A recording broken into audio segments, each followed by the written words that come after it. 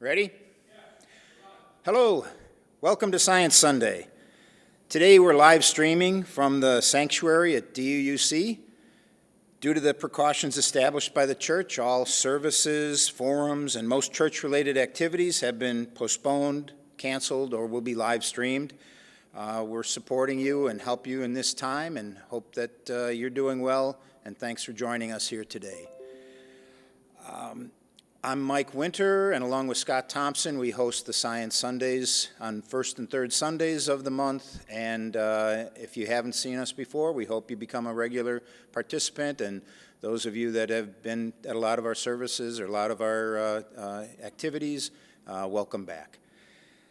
We at Science Sunday want to thank this church community for the support that we receive. We strive to make Science Sunday representative of the principles of this church, namely a free and responsible search for truth and meaning, and also a realization of the interdependent web of life of which we are all a part. We think that that's an important goal of this church and an important goal of each of us, and I hope that you see that come shining through as we present our topics. Thank you very much for being with us today, supporting us, supporting this church, and for supporting Science Sunday. Today I'd like to introduce Scott Thompson as he discusses the origins of life.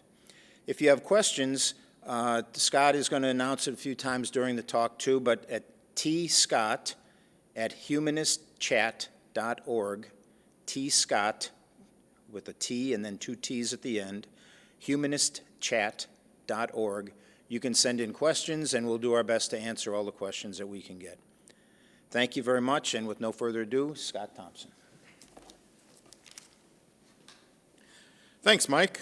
Welcome to all of you science lovers, those of you who are participating virtually live, and those of you who might be seeing this later on. Previously in this series of lectures, I've been talking about origins. And we started at the very beginning, which is the Big Bang. And we talked about how matter conceivably and plausibly came into existence from the pure energy fields locked up in the processes of the Big Bang. We talked about how that matter eventually turned into stars and how those stars are forges of creation. In a scientific sense, they create the heavier elements that have gone on to salt the universe with richness. We've got carbon and nitrogen and oxygen and sulfur and iron and so on and so on. And now the big question before us is, once we get to the point where stars and planets are formed, how does life plausibly arise? So there are different sorts of questions, all wrapped up in this one simple sounding inquiry. How did life arise? People have been thinking about this question probably ever since there have been people. And there's been any number of explanations. Typically, the explanations that preceded the scientific revolution were explanations based on mythology or some kind of imagined cosmology. I'll talk a little bit about those later in the presentation. But one of the wonderful things about science is that instead of saying that many of the things we behold in the natural world are the result of magic, we can find plausible and in many cases verifiable and repeatable explanations for how the universe came to be the way that it is. And this is now beginning to also address the question of how life came to be. So I've talked before about the timeline of the universe, and we're going to start today talking about the formation of the Earth, which happened about 4.77 billion years ago, something like that. And not too terribly long after that, the first hints that life existed is to be found in the geologic record. Now, the first sort of living things that we could expect on Earth, a couple of interesting points about that. First, it's not at all likely that the first sort of self-replicating, metabolic, information transforming and transmitting processes, it's not at all likely that the first glimmerings of that kind of activity on planet Earth would have been at all exactly like what we see today. I mean, by at all exactly, I mean, with nuclei, cells with a nucleus and DNA and transcriptase and centrosomes that are involved in splitting cells and all of this. The complex machinery of even a single cell is expected to be far more advanced than anything that was entailed in what's called abiogenesis, which is life from non-living matter. Life plausibly came from simple chemical and complicated chemical reactions in an environment that included a geology and a physical chemistry and an atmospheric chemistry and ocean chemistry that are very different than we see today. So we're going to talk about some of those plausibilities. However, again, it's not likely at all that we will find specific fossils, right? Microbes don't fossilize very well, and atoms doing their things, well, they don't leave any sort of fossils. There's a little bit of an exception to that I'll talk about a little later, which is not a direct fossil, but an isotopic kind of residue in the fossil record. Now, in order to continue our exploration of some of these topics, we have to imagine ourselves at a different place and a different time. So once again, we're going to leverage our imaginary ship. I borrowed this idea from Carl Sagan and Neil deGrasse Tyson. They had a spaceship of the imagination. I'm calling our spaceship of the imagination the Daydream.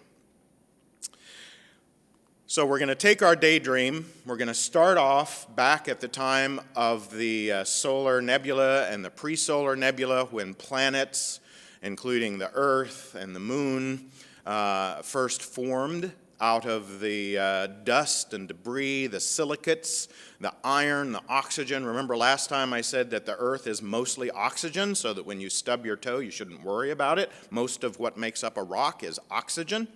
But you lock that oxygen in a crystalline matrix and it becomes quite tough indeed. But here we are, hovering in our spaceship Daydream over the congealing mass of the solar system, and we see here an infant Earth. This infant Earth has the first hints of continents. Recall that last time in our prior lecture I talked about how the fluffy, lightweight stuff that first comprised the infant Earth would have, through gravitational differentiation, would have sort of bubbled up and floated to the surface. And we call this lightweight, fluffy stuff granite. And then underneath the granite is a layer of hard, dense basaltic rock, including something called olivine. But our first few million years, perhaps the first billion years of the history of Earth, the Earth was a very physically volatile place with lots of volcanism, island chains of granite formed by volcanoes that are moving about and rubbing into each other and building up the first protocontinents and continental karsks on the planet. So it was a very different world. It did not have oxygen in its atmosphere. In fact, it was what we might consider a hellish place. There were meteors that were frequently bombarding the Earth. There were volcanoes. The oceans were already, even when the oceans first formed, they were likely salty, but they had very different chemistry than today. They likely had a lot of dissolved iron in them. And so it's very difficult for scientists to know exactly what the early Earth was like. And this includes the early Earth that would have been the stage for the formation of self-replicating molecules. So we're going to go, instead of outside to roam around this hellish tundra, we're going to stay safely inside our imaginary spaceship Daydream, and we're going to convene in a conference room where we get to see the goings-on outside and speculate a little bit about what's plausible in terms of the science. So here we are looking out a window at this landscape, and imagine that we had all of the proper tools to do samplings of the ocean and the atmosphere and the earth. One thing that we would find is that there is no soil. Soil is largely organic. So there might be clays due to weathering, due to the friction between rocks as they slide together or as rocks fall downhill, or as the growing tectonic plates rub together, etc. As rain falls. It was probably almost always and constantly rainy on the early Earth. And this would have allowed the formation or facilitated the formation of clays and rock dust. Clay is essentially rock dust that can be wetted. But no soil for plants to grow, no dirt. Human beings were not formed from dirt, nor was any other living thing originally, because dirt itself didn't exist. So when we talk about a simple life form, and you imagine some of the simplest life forms that we know of today, which is bacterium, such as pictured in this slide, even a bacteria is an incredibly complicated thing. And every bacteria that's alive on Earth today is the inheritor of billions of years of selective evolution. So some bacteria had processes and metabolic processes and information transfer mechanisms and replication mechanisms that were significantly less efficient. This is a highly plausible idea consistent with the evolution we see in macroscopic organisms.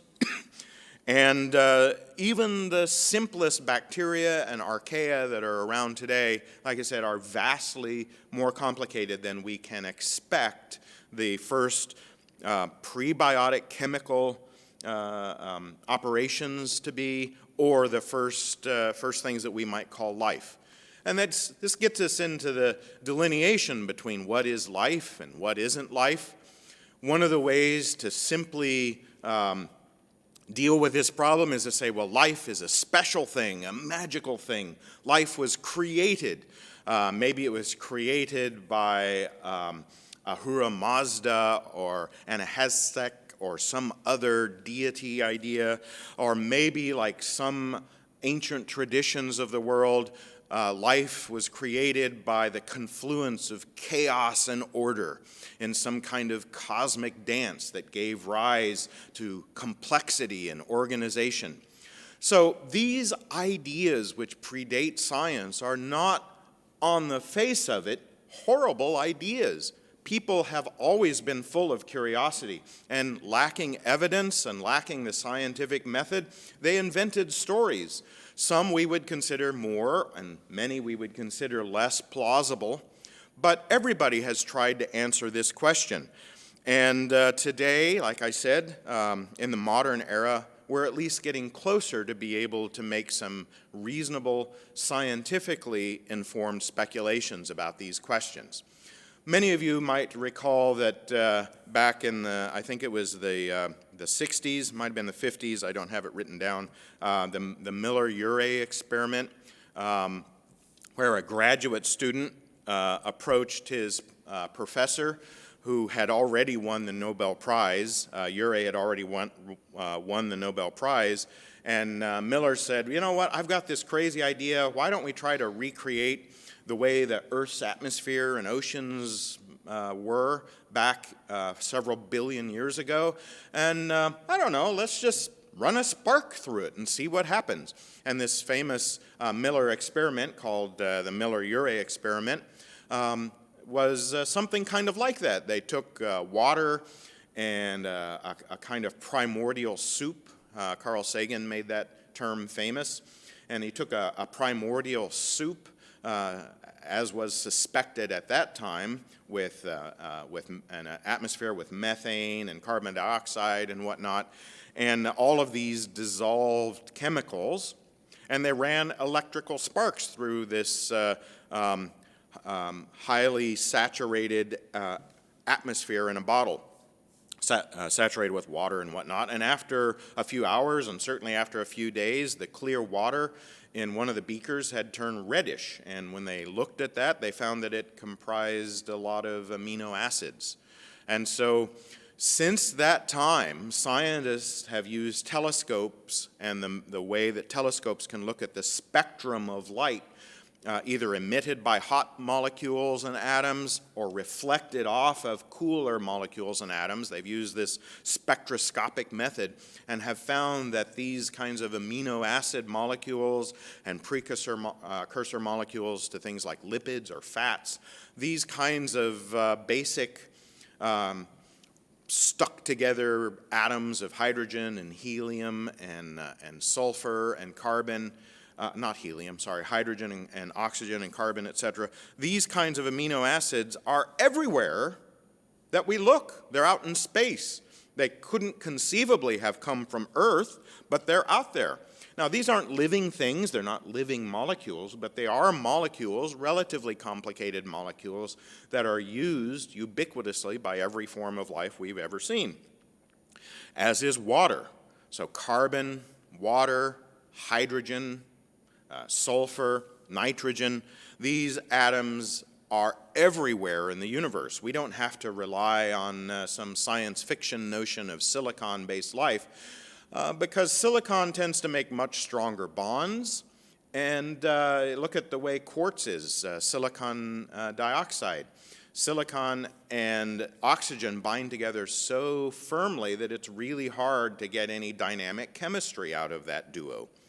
But oxygen and carbon aren't quite as chummy as silicon and oxygen, and so we can do some really complex chemistry with carbon.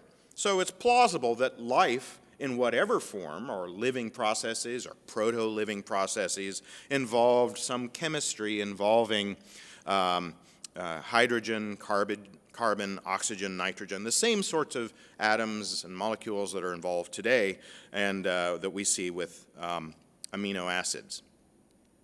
So Charles Darwin famously, back in a letter to his friend Joseph Hooker, I believe in 1871, said something very speculative. Now, Charles Darwin lived at a time when nobody knew about genetics. Nobody knew about DNA.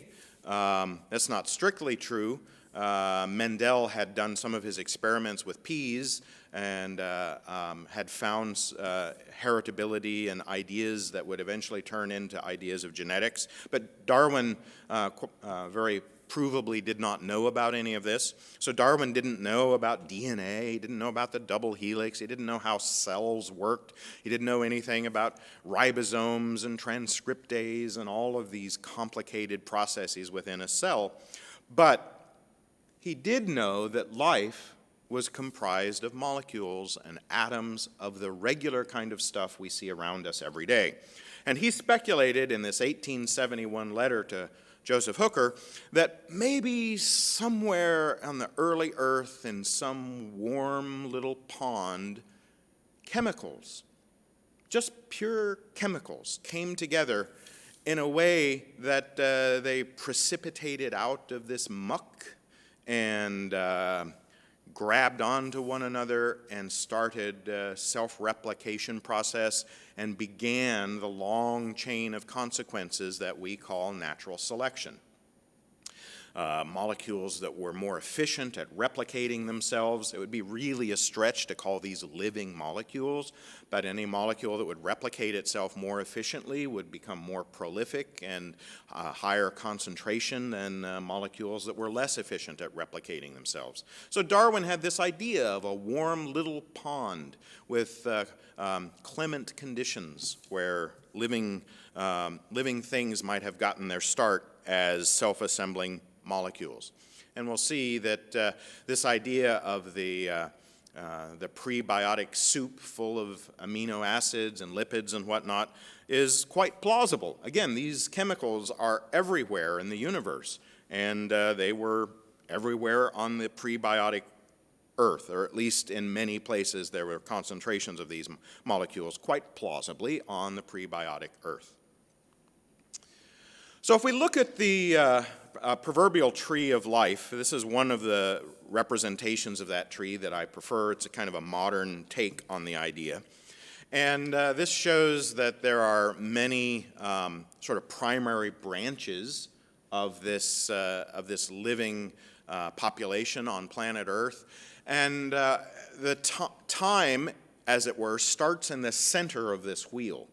And then as time progresses towards the edges of the wheel, species evolve and change, and isolated populations of species in microenvironments like a particular pleasant cove in an ocean, or a macroscopic environment like an island that's become, or a continent that's become separated from other land masses on Earth. This idea of separating populations and subjecting different subsets of populations to different environmental constraints leads naturally to the idea of natural selection. But at the center of this wheel, something extraordinary happened, and that's what we want to talk about today. At the center of this wheel is something that biologists have called LUCA. LUCA stands for the last universal common ancestor. And so back in the 70s or 80s and before, there was this hypothesis that there was one living entity. And from that one entity, all the remaining organisms on Earth have eventually evolved. Now, the problem with that, by the way, I've had this cough for 2 months. I'm not particularly worried about it. In any case, if you try to zoom in this tree of life to the root level, as it were, again, this doesn't really look like a tree, it's more of a wheel. If you zoom in to the wheel of life at the very hub, at the center, instead of finding evidence of one single ancestor, we find something quite different. Scientists find something quite different. Instead, they find this tangled mess where it's not at all clear what the lineage is that relates one microbe to another. Microbes that live in vastly different habitats may share some chemical properties, some proteins, some biochemical pathways in their metabolism. And yet they may have very distinct pathways and chemical processes too. And this gets to the idea that I'm not going to delve into too much today, called horizontal gene transfer, where if you're really tiny, then you can learn tricks from your neighbors, genetic tricks, by exchanging little bits of your genome directly without going through sexual reproduction or cell division, etc.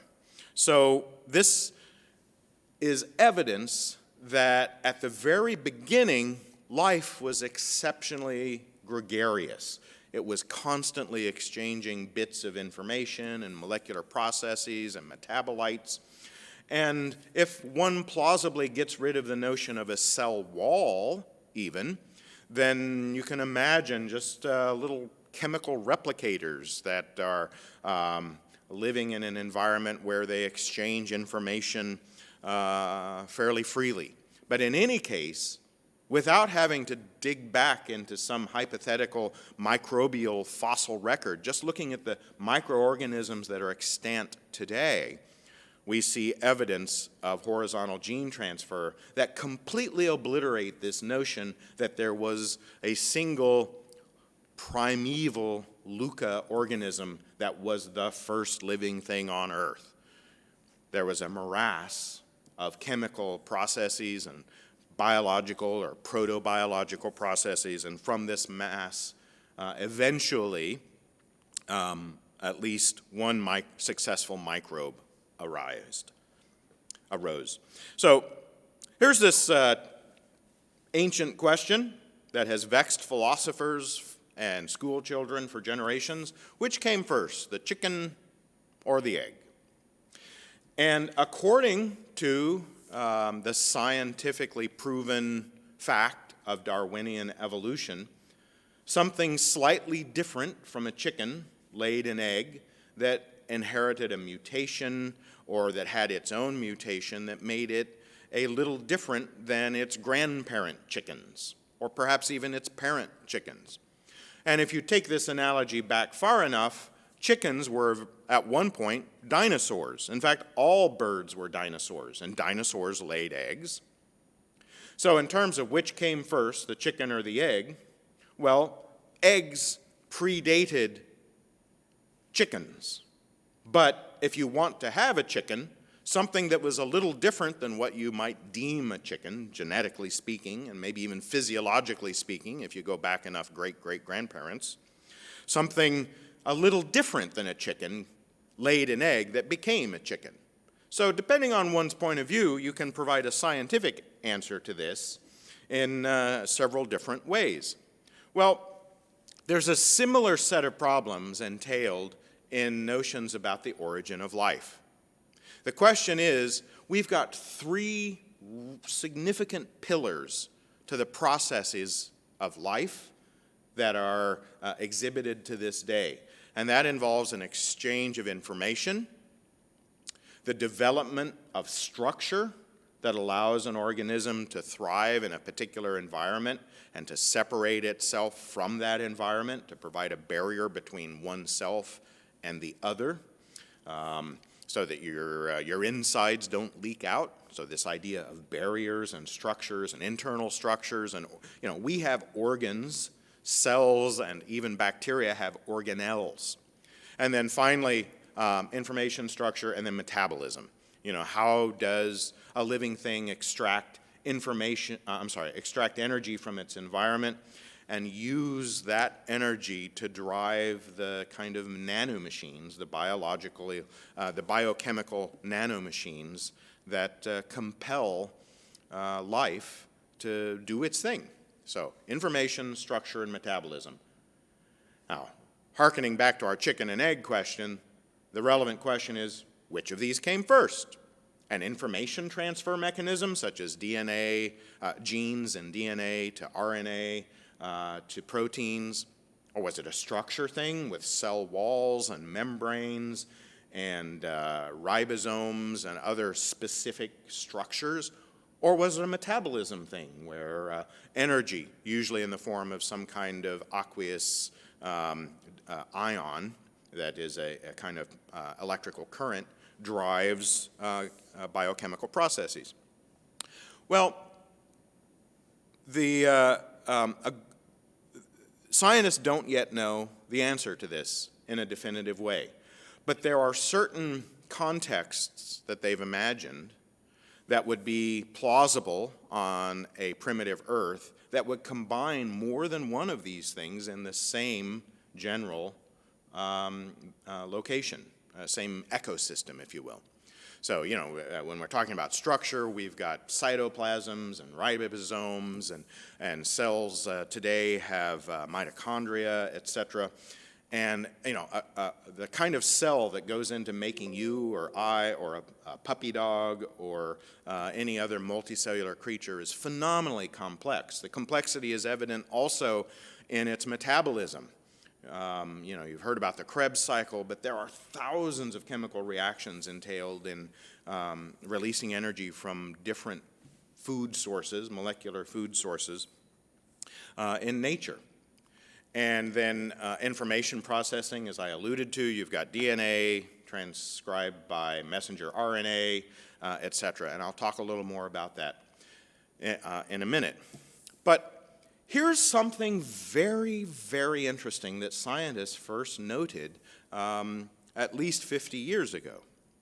And if you zoom in to what happens in a living cell, whether it's a relatively simple cell like a bacterium or a relatively much more complicated cell called a eukaryote, which is the kinds of cells that multicellular organisms have, and some single-cell organisms. But if you zoom in on the mechanisms of eukaryotes and bacteria and another whole class or kingdom of animals called archaea, and you look at the way that they do their chemical business at a microscopic level, you find this amazing commonality. Within this, you see that there's messenger RNA that carries information. And this messenger RNA serves as a template. And you have then these transport RNAs that grab onto amino acids within the cytoplasm of the cell or the environment of the cell. And remember, these kinds of amino acids are produced naturally through natural chemical processes. They're so easily produced that they're produced in places where there can't possibly, as far as we can extrapolate, be living things, like in the tail of a comet or in the dust around a baby star, or in the laboratory beaker of Miller-Ure's experiment. So these transfer RNA have a particular chemical affinity for a particular amino acid, and they grab them on and they fit like a lock into a key, or a key into a lock, on this messenger RNA.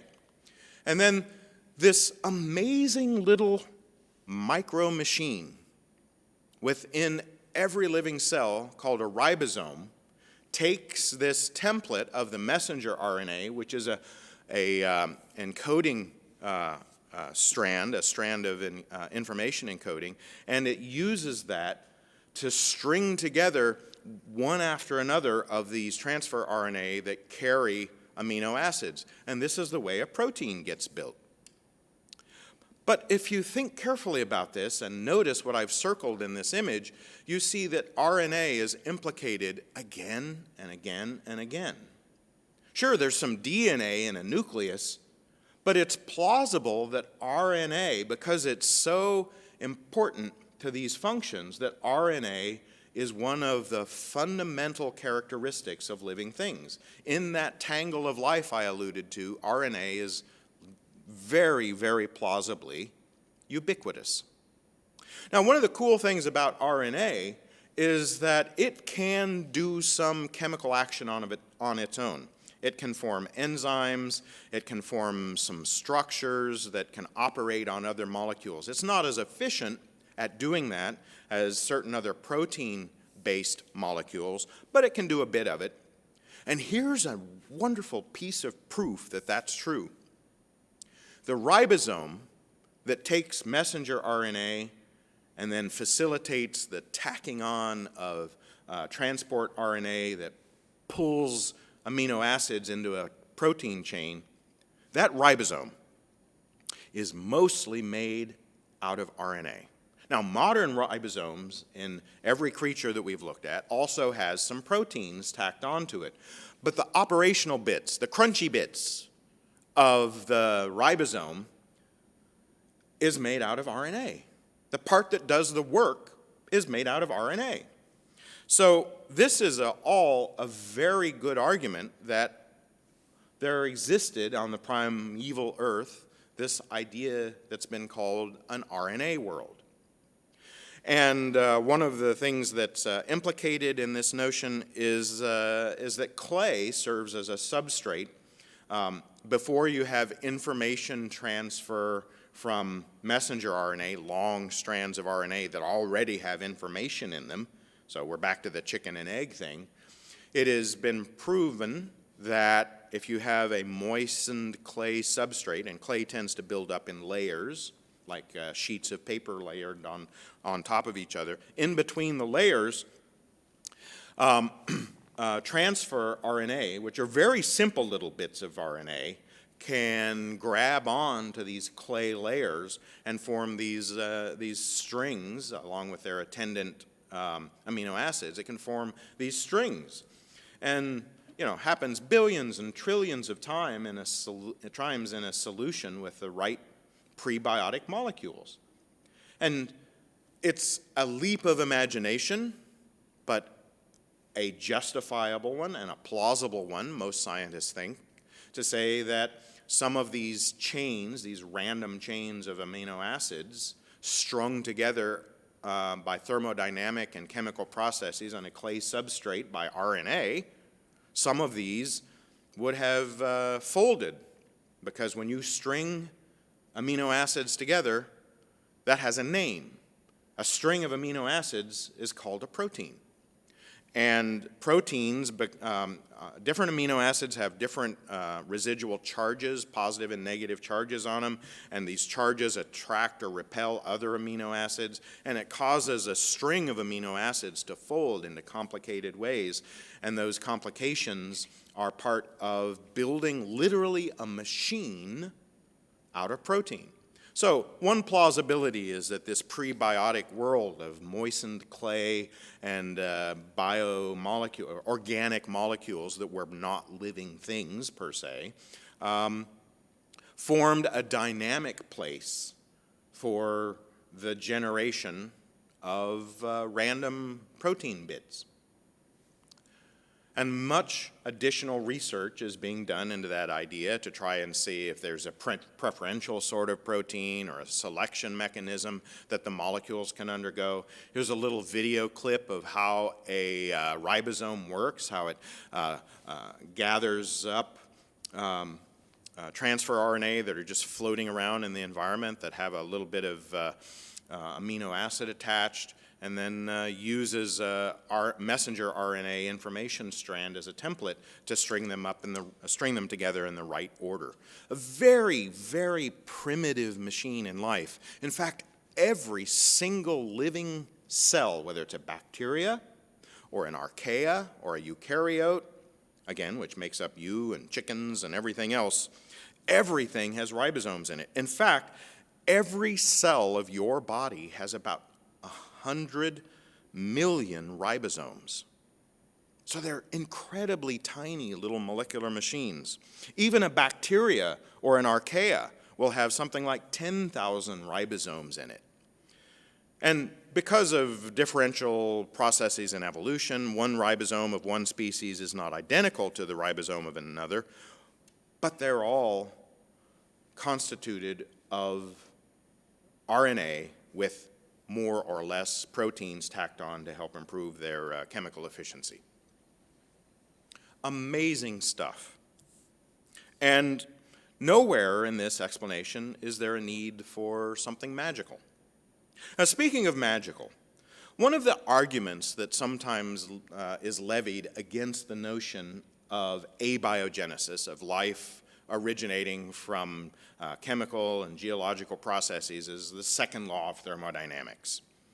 All right? And the second law of thermodynamics is used to say, well, you know, you can never increase the complexity of a thing, or you can never increase the energy of a thing. Energy will tend to dissipate over time and through space. And so the idea that you could collect energy into a biomolecule, that goes against the second law of thermodynamics. Well, the second law of thermodynamics applies to the entire universe. And one of the tricks that the universe plays with the laws of physics is that you can locally increase energy and diminish a related quantity called entropy, which I'm not going to talk a lot about. You can do that locally as long as your environment loses even more energy or creates even more, colloquially, I will call it disorder. So think of it this way. If you have a ball sitting on top of a hill, there's a tendency, because of the laws of nature, specifically the law of gravity, there's a tendency for that rock or ball to roll downhill. And that's just the action of a law of nature. And when the ball rolls downhill and hits a bowling pin or a foot, obviously it has energy of motion that it could potentially release. But to get a ball or a boulder rolling downhill in the first place might be difficult. You can imagine some jagged peaks like this mountain peak. Now, instead of thinking of this as literal mountains, think of it as energy levels, right? There are energy levels associated with biochemical processes. Now, what if I take this mountain range, as it were, this graph of energy levels, and I tilt it a little bit?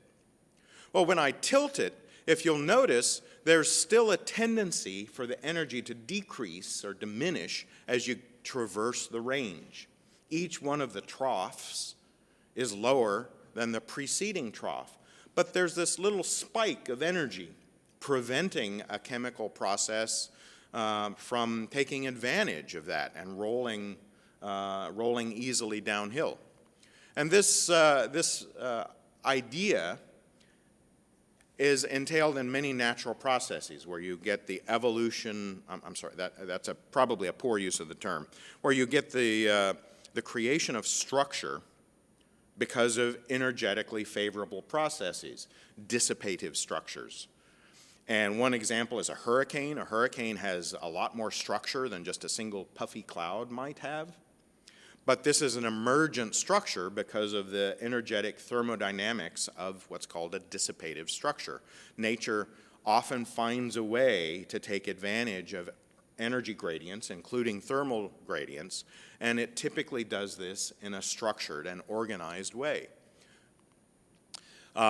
These patterns that evolve naturally, shouldn't use that word, these patterns that occur naturally because of thermodynamic and physical processes are everywhere. We see spiral galaxies, we see spiral hurricanes, we see mud cracks that look like they're patterns laid down by a contractor building an interesting mosaic on a bathroom floor. We even see patterned earth in the form of circles of stone where freezing and thawing cycles differentiate the heavier and lighter stones from the heavier, larger stones from the smaller and lighter stones. So this kind of patterned earth arises naturally.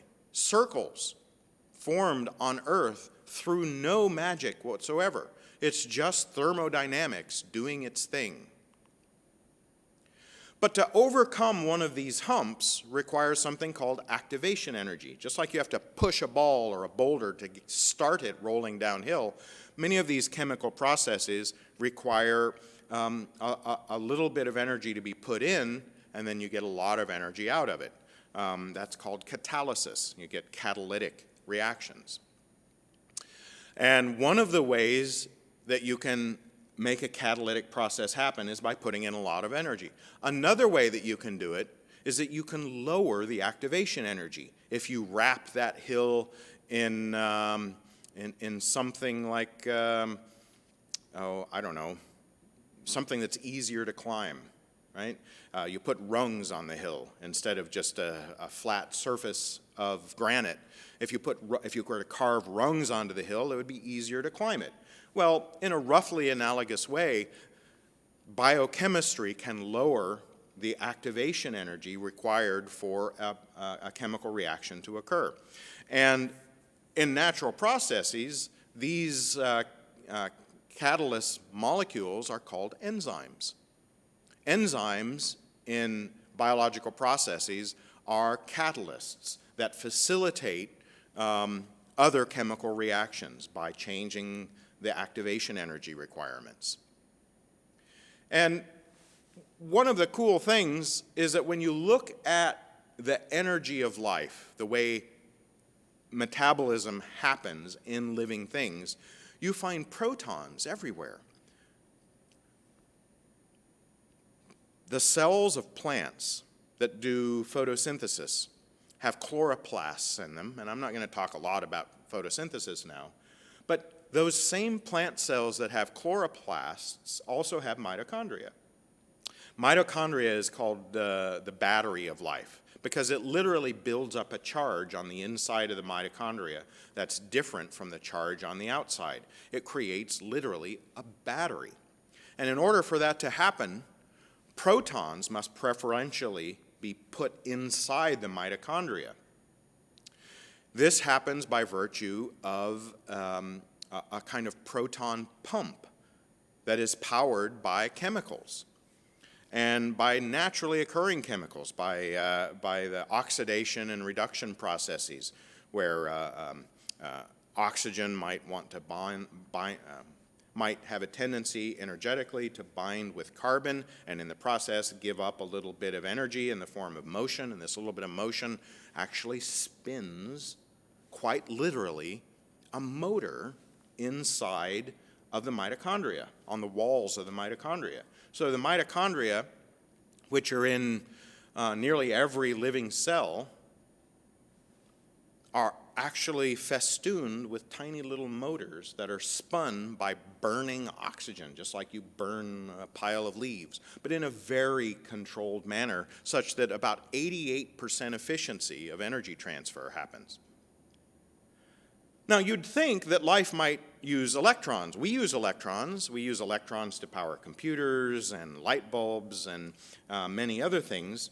So why is it that nature leverages protons instead of electrons for some of its most important power plants? Well, there's some good, plausible answers for that I'll get into in a moment. But first, I want to talk about some key discoveries. First, amino acids form spontaneously. I've already talked about that. Lipid spheres also form naturally from prolific pre-biologic processes and organic chemistry. So little spheres, like you see little droplets of oil forming little spheres in dishwater. You can easily create conditions in a plausible prebiotic earth in an aqueous solution where little spheres of self-contained environments form. Photosynthesis is not the oldest metabolic pathway. Photosynthesis is all about freeing up electrons, but those electrons are eventually used to power these proton pumps in mitochondria that exist in the cells of plants. So it looks like proton motility, moving protons around, is more fundamental than electron motility.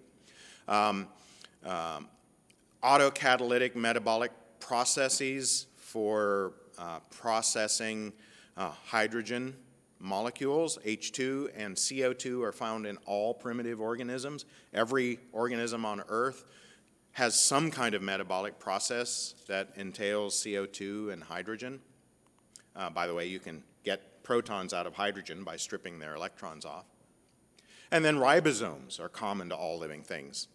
Finally, proton gradients and their movement across boundaries through molecular turbines drive all cellular energy. You put all these things together, and it makes you want to look for a place on Earth where protons are naturally liberated and flow across membranes.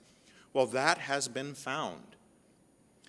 Today, we call this the Lost City. This is a place on the floor of the ocean where alkaline vents spew out mineral-rich water and mineral-laden water.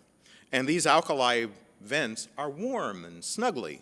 They're not like volcanic vents. In fact, they're usually several miles removed from the actual spreading center where the tectonic plates are pulling apart and you've got magma and boiling water.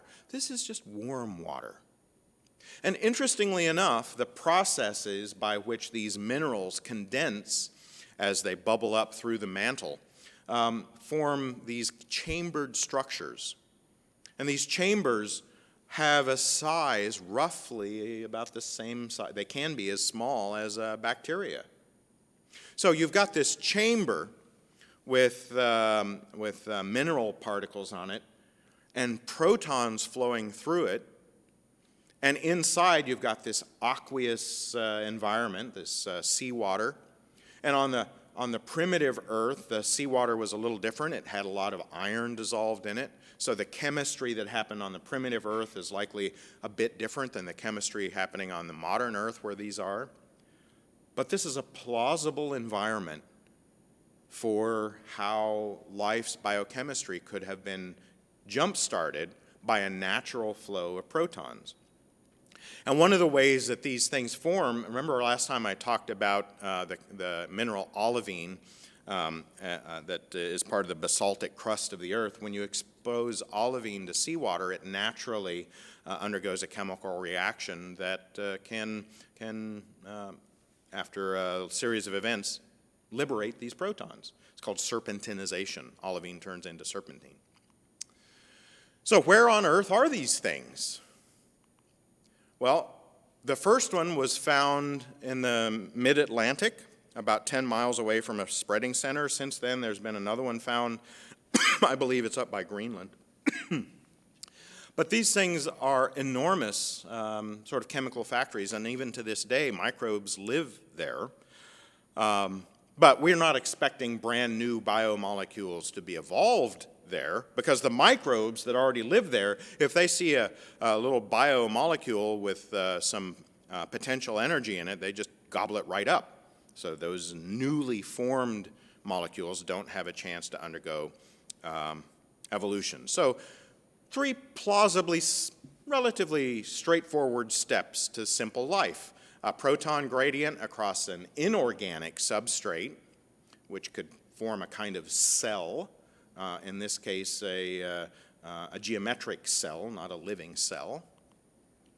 Simple dissipative structures involving biochemical metabolic pathways. Now, biochemistry does not necessarily involve life. Biochemistry is just any chemistry involving carbon. So biochemical pathways, metabolic pathways that increase the entropy of the surrounding seawater while decreasing entropy locally. These are all very plausible chemical reactions. And then plentiful reactive precursors, sheltered environment, the natural proton gradient. Emergent biochemistry was driven by thermodynamic processes to use ever more complex biochemistry to hasten thermodynamic equilibrium. So life actually contributes to the second law. Anytime you have a living thing, it's dissipating energy into the environment more rapidly than energy would be dissipated if it just reflected off of rocks or off of ocean water. So life accelerates the increase of entropy in the universe, which is entirely consistent with the second law. So one of the other important things that happened in the history of life was that at some point, a prokaryote, which is a different kind of chemical structure, but many of the same biochemical processes, including ribosomes and whatnot, an archaea ate a bacteria, and it didn't die. The bacteria didn't die, and the archaea didn't die. Lynn Margulis came up with this idea several decades ago, and this is called symbiosis, or symbiogenesis, I believe. And the idea is that if you take the advantages that have evolved in a bacteria and some of the advantages that have evolved in an archaea, and you combine them into a single entity, you can end up with beginnings of what we call a eukaryotic cell, or a complex cell, from simpler beginnings. This is all consistent with Darwin. From simple beginnings, ever more complex living things emerge naturally through natural processes.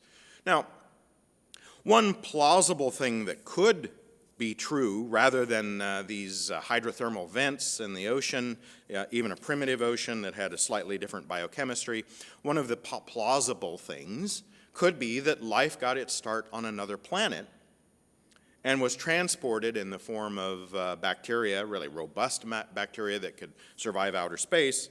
It was transported to the early Earth. This might help answer the question about how it is that life got started so early on Earth, when Earth was still hellishly unpleasant with volcanoes and asteroids and tsunamis because of the asteroids and whatnot. Maybe life originated somewhere else and was transported here by a meteorite. You know, we recently had a visitor. Oumuamua was a visitor from another solar system that came through here last summer, came through our solar system. So there's nothing unscientific about this explanation, but one of the things it does is it just pushes the abiotic or prebiotic chemistry back to a different stage, right? It might happen somewhere else, somewhen else, but it's still the same prebiotic biochemistry. So whether we're talking about it happening here on Earth or plausibly around some distant star, it's still the same natural biochemical processes. There's no magic involved. There's no need for throwing up our hands in surrender and saying that one of the most complicated things known, in fact, I will go so far as to say it is the most complicated subject known to humanity, is biochemistry. And expecting a simple answer to the most complicated thing we know, a simple answer like It just happened. That trivializes it and is an invitation for us to just walk away from the problem. Instead, we can pick this problem apart piece by piece and little by little come to a plausible understanding of the way nothing more than nature and nature's rules and chemistry and geology and the atmosphere and the ocean conspired to make replicating molecules from non-living amino acids and lipids and other obviously prebiotic molecules that have been incorporated into every living thing we see around us today. Why don't we see new life springing up? Well, I alluded to it earlier. Why don't we see life evolving from scratch somewhere else? Maybe using slightly different amino acids and whatnot. Well, because all of these molecules are yummy to bacteria and archaea. So if they're yummy, something's going to eat them. We've had billions of years for bacteria, archaea, eukaryotes to proliferate on our planet. And now, if a novel pre-biologic or nascent biologic process evolves to create some kind of long, complicated sugar molecule, something's going to eat that sugar.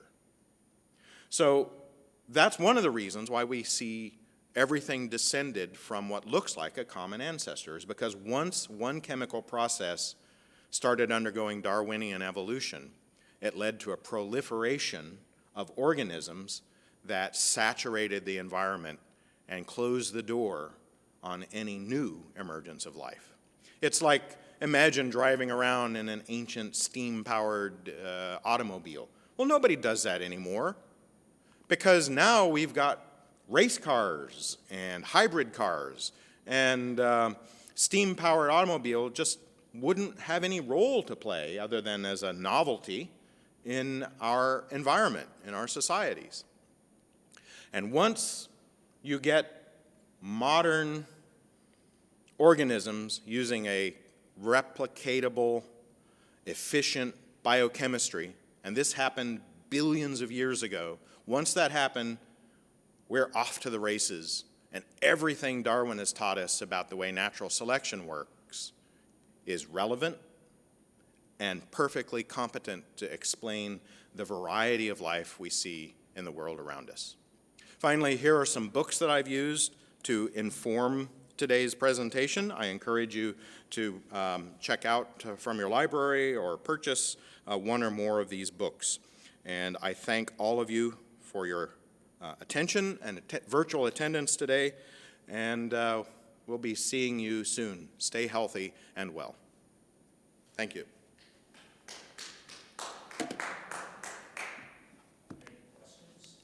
Yeah, I don't see any questions. I got a couple minutes left. I don't see any. Let me change my email account here. Again, you can email questions to Scott, T-S-C-O-T-T, at humanistchat.org. So I have a couple more minutes if anybody has any questions.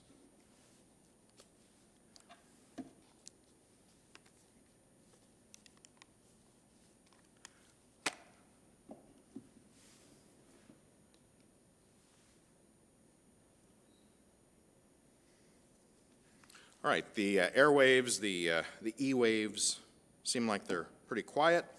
So you can continue if you have any questions after reviewing this, or if you're watching it not live but recorded, you can feel free to send any questions to that email address in the future. I'll be monitoring it.